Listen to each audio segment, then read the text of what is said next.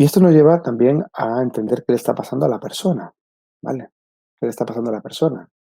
Excede un poco el comentario, el contenido de esta charla. No vamos a entrar a hablar de estos factores, pero evidentemente la realidad de las personas es amplia, ¿vale? Hay un archisílabo que también se ha puesto mucho de moda, que es lo de psicobiosocial. A mí no me gustan los archisílabos porque normalmente cuando decimos palabras así como muy largas, no sabemos muy bien de lo que estamos hablando, ¿verdad? Como lo de neuromusculoesquelética, psicobiosocial, psiconeuroinmunología, ¿verdad? Todas estas cosas que está bien, pero no entendemos mucho. De hecho, yo creo que la perspectiva psicobiosocial, por hablar del archisílabo que nos ocupa ahora, pues no se entiende bien, precisamente por estas cosas que estamos hablando, ¿vale? Muchos fisioterapeutas no entienden muy bien de qué estamos hablando cuando hablamos de psicobiosocial. Muchos piensan que psicobiosocial es solo psico, y se olvidan de lo bio, que es lo que estábamos hablando antes. Lo bio es importante. Muchas personas entienden a lo mejor lo bio y lo psico, pero se olvidan de lo social, lo cual es más relevante muchas veces que lo psico, porque el contexto marca muchas veces el pronóstico, ¿no? Sabemos que pues, el código postal marca años de vida, ¿no? Hay, en una misma ciudad puede haber hasta 4 o 6 años de esperanza de vida media cruzando una calle, ¿no? En función del código postal, ¿no? Esto es importante. Con lo cual, hay que tener en cuenta cuál es el entorno comunitario en el cual sus pacientes están y tener en cuenta esa realidad social es muy importante, ¿vale? Si ustedes son fisioterapeutas comunitarios en una zona deprimida de la ciudad o de donde usted, o el pueblo donde ustedes vivan, pues obviamente el pronóstico, ¿qué piensan que va a ser? ¿Mejor o peor de todas las condiciones de salud que traten? Va a ser peor. Y esto hay que tenerlo en cuenta, ¿vale? A nivel de la persona, no obstante, si tienen que hacer 2 preguntas siempre a un paciente, pregúntenle, por un poco retomar este hilo que teníamos antes, 2 cosas sencillas. Pregúntele, ¿qué crees que las creencias? ¿Qué crees que te pasa? ¿Y qué esperas de esta visita? Si tienen 2 balas, solamente 2 segundos para preguntarle 2 cositas de su perspectiva significante.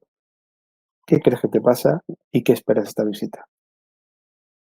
Las creencias de los pacientes son importantes. Podemos cuantificarlos luego clinimétricamente en algunas dimensiones, sobre todo en aquellas relacionadas con las conductas de evitación por miedo. Estas son las que más nos van a interesar.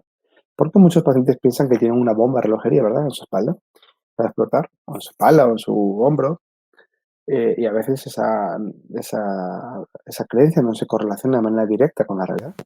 Muchas veces esa creencia puede haber estado infundada por la opinión experta, fragilizadora, a lo mejor de, bueno, de médicos o otros fisioterapeutas, no solamente médicos que puedan hablar de hernias o artrosis o cosas de este tipo, sino fisioterapeutas que también hablan, pues, vértebras descolocadas, vísceras que se giran, todo este tipo, ¿verdad?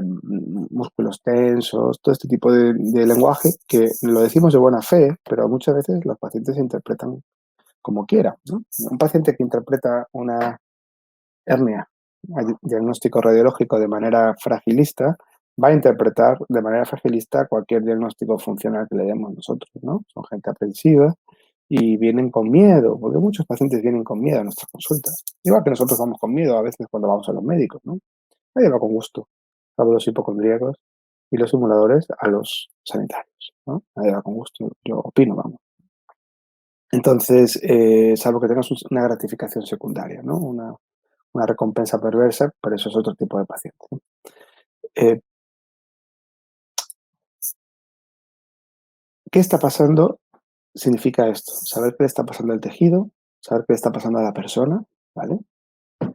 Las expectativas de la persona muchas veces tienen que ver, son importantes, hay expectativas que tienen que ver con aliviar los síntomas, hay otras personas que van a tener expectativas con quiero entender lo que me pasa, y es importante que le pregunten a su paciente qué esperas de esta visita, porque aunque pensemos que típicamente ellos van a decir quiero mejorar mi dolor, digo en pacientes con dolor, hay pacientes que pueden estar hablando 30 minutos de su dolor y cuando le haces esta pregunta se quedan así y te dicen, pues mira, quiero entender qué me pasa, que me cuente lo que me está pasando.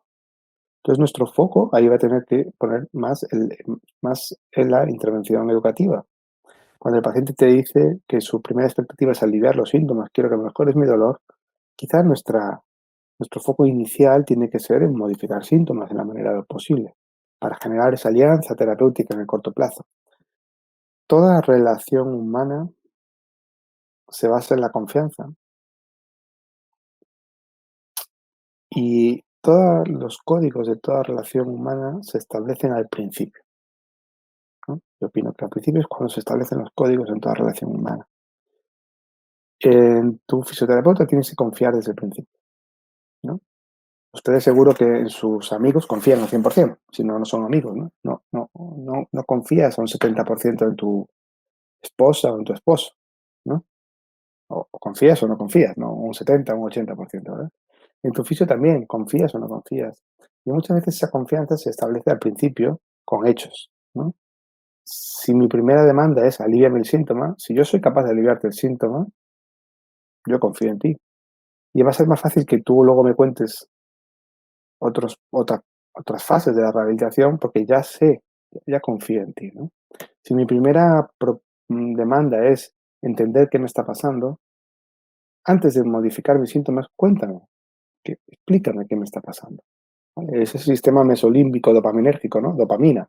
Aversión recompensa, ¿no? Funcionamos así. Por aversión recompensa en lo relativo a la confianza.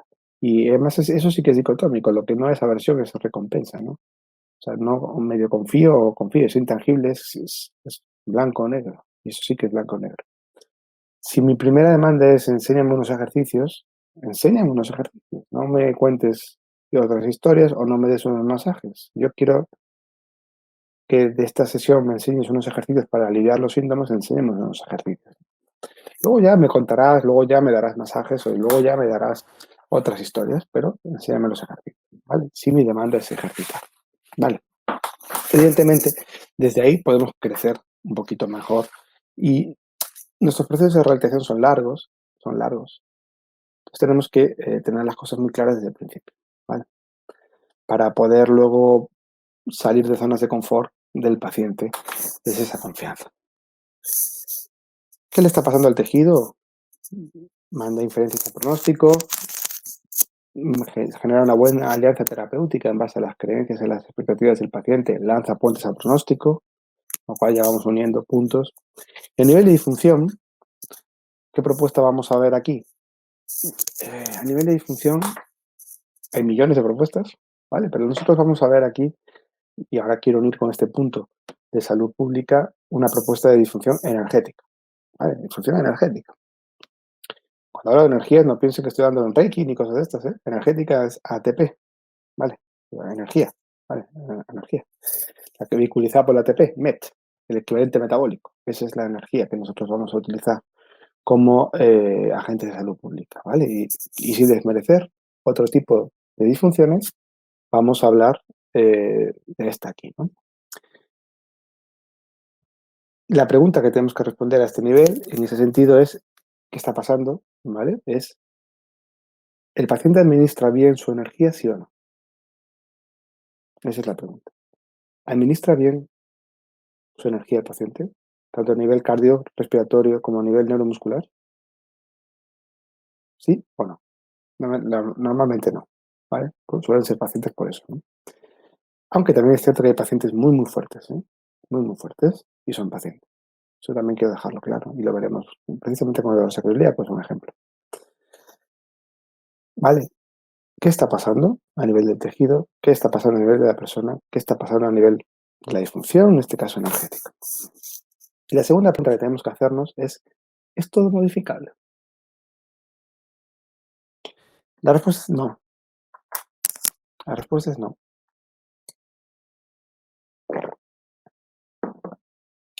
Y sobre todo esto es un mensaje que quiero dar, si, no sé si hay algún fisioterapeuta Nobel en la sala, puede que haya algún fisioterapeuta con poca experiencia. Eh, Quizá por mi propia experiencia, cuando yo acabé la carrera también pensaba que todo lo podíamos mejorar con fisio y la realidad es que no. No existen límites, ¿no? Este es el mensaje, ¿no? Y hay veces que hay realidades patobiológicas que no vamos a poder modificar. A veces hay daños que no se reparan. El proceso de reparación, el healing, de reparación, Los tejidos reparan, pero hay patología que no repara. Una estenosis de canal no se repara, ¿sí o no? Eso no quiere decir que no podamos hacer cosas con los pacientes, que no podemos trabajar a nivel de sus capacidades, a nivel funcional, pero el daño está ahí y no es modificable. Yo quiero que, de verdad, una coxartrosis de cadera, una artroartritis de cadera severa, no es modificable. No quiere decir que el paciente no pueda mejorar, pero el daño está ahí. Y muchos acaban en cirugía, ¿no? O sabemos de recambio de prótesis. Y todos los cambios centrales que tiene el paciente, ¿no? Todos los cambios neuroplásticos desaparecen cuando le ponen la prótesis, ¿vale? Ese concepto de la eh, una excepción periférica, ¿no? Que a veces es relevante y no modificable. Y generamos pacientes con dolor crónico por un foco no exceptivo, ¿verdad? Pues ahí en la cadera, que no es modificable de ninguna manera, que genera cambios neuroplásticos salvajes en la corteza motora, en la corteza somatosensorial, en el sistema límbico. Es cambiar la prótesis y desaparecen a los 3 6 meses desaparecen todos esos cambios, ¿verdad? Neuroplásticamente. Lo que yo les quiero decir con esto es que hay realidades patobiológicas que no son modificables. Y eso hay que tenerlo claro. Eso hay que tenerlo claro. Y eso lo tenemos claro en otras especialidades de la fisioterapia, pero no sé por qué no lo tenemos claro en este ámbito que nos movemos de lesiones del aparato locomotor o del sistema de movimiento. Un EPOC, vamos a imaginar un enfisematoso. Un enfisematoso tiene daño en su parénquima, ¿sí o no? Sí. ¿Y ese daño es modificable, sí o no? Pues no, ¿no? Hay gente que tiene daño severo en su parénquima pulmonar, pues fundamentalmente por una historia de tabaquismo, ¿no? Y pues ese daño es no modificable. ¿Quiere decir que el paciente no puede mejorar sus capacidades, que no podemos trabajar con él? Por supuesto. Por supuesto que podemos hacer modificación de síntomas, higiene bronquial, y podemos aumentar sus capacidades a que administre mejor su energía, pues reclutando un sistema de fosfágenos para que tenga cuádriceps, por ejemplo, ¿verdad? Y que se pueda levantar de la silla sin utilizar la bomba de corazón y el pulmón. Y muchas más cosas, entrenar sus músculos respiratorios, en fin, como sabemos, muchísimas cosas y entrenar también su sistema cardiorrespiratorio, pero hay un daño ahí, ¿verdad? Hay un daño ahí en su tejido pulmonar que está ahí y siempre van a ser pacientes de alguna u otra manera, aunque puedan mejorar mucho. Siempre van a necesitar ciertos cuidados de automanejo y de un proveedor externo a lo mejor que vaya monitorizando un programa de rehabilitación. La rehabilitación es toda la vida, ¿sí o no? No quiere decir que sean pacientes que tengan que ir todo el día a un centro. Yo estoy un poco en contra del secuestro siempre por sistema de los pacientes crónicos en las clínicas o en los centros, ¿no? El paciente tiene que volar y hacer sus cosas de vez en cuando, hay que hacer sangrías, ¿no? En las rehabilitaciones y que el paciente se vaya de vacaciones una temporada, meses o años. Siempre que sea constante con un programa domiciliario, ¿vale? Pero de alguna manera siempre va a tener que tener ciertos cuidados con su salud. En los pacientes neurológicos ocurre igual. A un paciente le da un ictus, hay un daño, ¿verdad? En su cerebro, ¿no? En su masa encefálica. A un paciente medular, hay un daño ahí en su médula.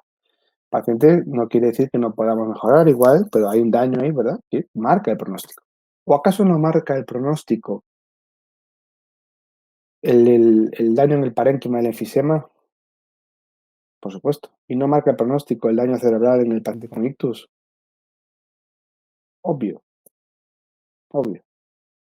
Pues de la misma manera que lo vemos en un paciente respiratorio y lo vemos en un paciente neurológico, que yo estas divisorias así tan marcadas no me gustan, ¿no? Un paciente, ¿verdad? Con daño cerebral, un paciente con daño en el parénquima, pues ese daño en el tejido marca pronóstico. Bueno, pues también los pacientes con daños en los tejidos conectivos, neuromusculares, esqueléticos, he dicho un archisílabo, perdón, pues también a veces ese daño es no modificable y no hay curación de ese tejido, no hay curación. Y esos pacientes son pacientes que tienen pues, dolor muchas veces y alteración de sus capacidades o discapacidad de sus capacidades físicas. Y hay daños que no vamos a poder reparar. Y muchos de esos daños tienen que ver pues, precisamente con el que vamos a ver, en algunos casos, ¿no? Como es el dolor sacroiliaco, pero no siempre, no siempre, no siempre. ¿Vale? ¿De acuerdo? Entonces, el mensaje es que no todo es modificable con fisioterapia. Tampoco podemos modificar la realidad social de muchos pacientes con fisioterapia. ¿vale? Mi paciente es de un barrio deprimido de la ciudad, que es obeso, hipertenso, hábito tabáquico, alcohólico, por razones socioeconómicas. Bueno, pues con fisioterapia eso podemos modificar hasta cierto punto intentando modificar estilos de vida, pero hasta cierto punto, ¿verdad? Eso también marca el pronóstico, ¿de acuerdo? Entonces, el razonamiento clínico es saber qué le está pasando a la persona, qué le está pasando al tejido y qué le está pasando a nivel funcional. En este caso, fundamentalmente, vamos a ponerlo desde una perspectiva de salud pública, como veremos ahora, a nivel energético, ¿vale? Administración de energía, ya veremos por qué. Y dentro de esto, saber qué es modificable y qué no es modificable. Importante.